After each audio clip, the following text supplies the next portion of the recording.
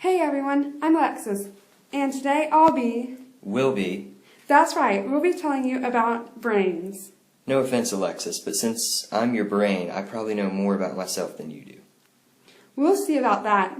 So to start off, the brain is composed of several parts, the cerebrum being the largest. It is also known as the cortex and is associated with higher brain functions such as thoughts and actions. This part of the brain is composed of 5 lobes, which are the frontal, parietal, occipital, and temporal lobes. Each of these lobes has a different function. That's right, Alexis. Right now I'm using the frontal lobe, the largest lobe located at the front of the cerebrum, to help me speak. It also helps me with planning, movement, and emotions. Then there's also the temporal lobe, which I was just using to listen to you, as well as being responsible for memory and speech too.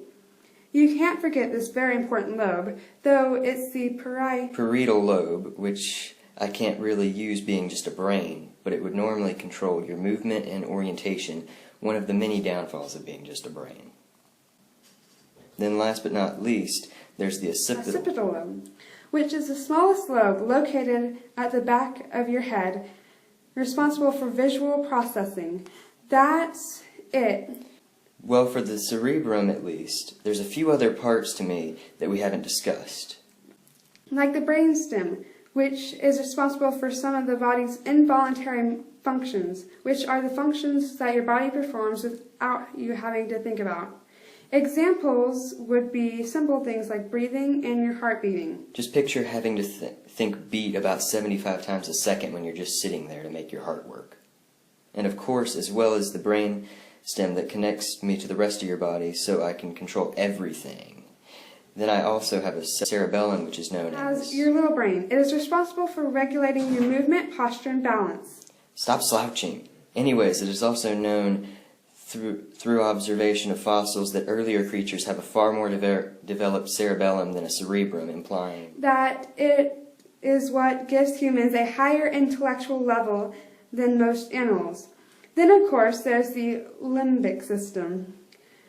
But that can get really complicated, so I'll explain the basics. Well, I'll be. So the 2 parts of the limbic system you should probably know about are the hypothalamus and the hippocampus. The hypothalamus is located close to the center of the brain and is responsible for helping you regulate homeostasis in many ways, like hunger, thirst, pain, and of course temperature. Of course, you can't forget the hippocampus. But to put it simply, it takes your thoughts and changes them into long-term memories. Before we end this, a little something to think about is the reason why the brain is so wrinkly is that it is to make it more efficient, because the wrinkles give it more surface area and more neurons in it. And that about wraps up this lesson. Now let me end it before... Too late. I have complete control over you now.